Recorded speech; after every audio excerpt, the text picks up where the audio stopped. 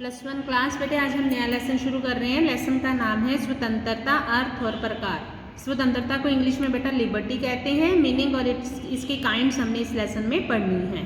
सबसे पहला क्वेश्चन है स्वतंत्रता का शब्द का मूल अर्थ क्या है। देखिए बच्चे, मैंने जैसे अभी बताया स्वतंत्रता को इंग्लिश में क्या कहते हैं, लिबर्टी।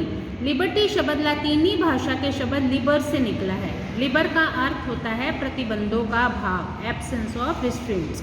मतलब जब किसी पर किसी तरह की कोई रोक ना लगाई जाए उसे हम कहते हैं कि स्वतंत्रता उसे प्राप्त है।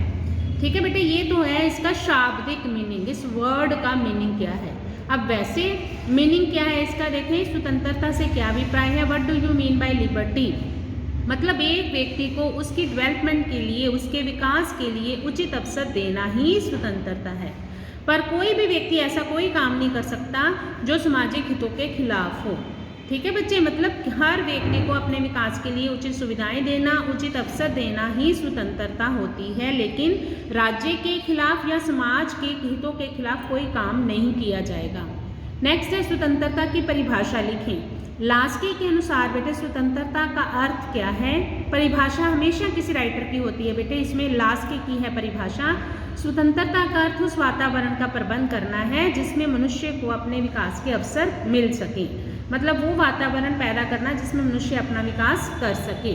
ठीक है, नेक्स्ट है स्वतंत्रता प्रतिबंधों का अभाव है। इस पर टिप्पणी करें।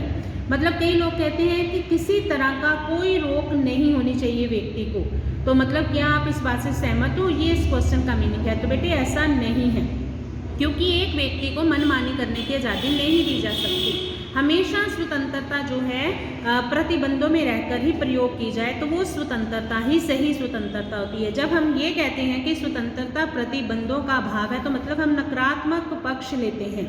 तो यही है बेटे, आगे स्वतंत्रता के दो पक्ष हैं, एक है नकारात्मक, एक है सकारात्मक। तो पहले हमने देखना है नेगेटिव एस्पेक्ट क्या है लिबर्टी का।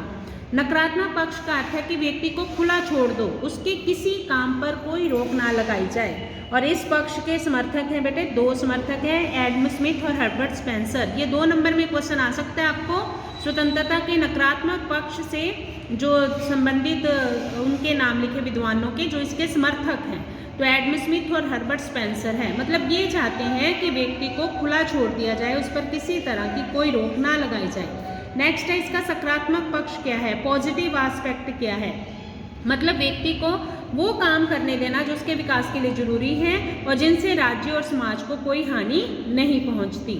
दो विशेषताएं बताएं स्वतंत्रता की। सबसे पहले अभी हमने किया कि स्वतंत्रता प्रतिबंधों का अभाव नहीं है, बल्कि उचित प्रतिबंध व्यक्ति पर होने ही चाहिए।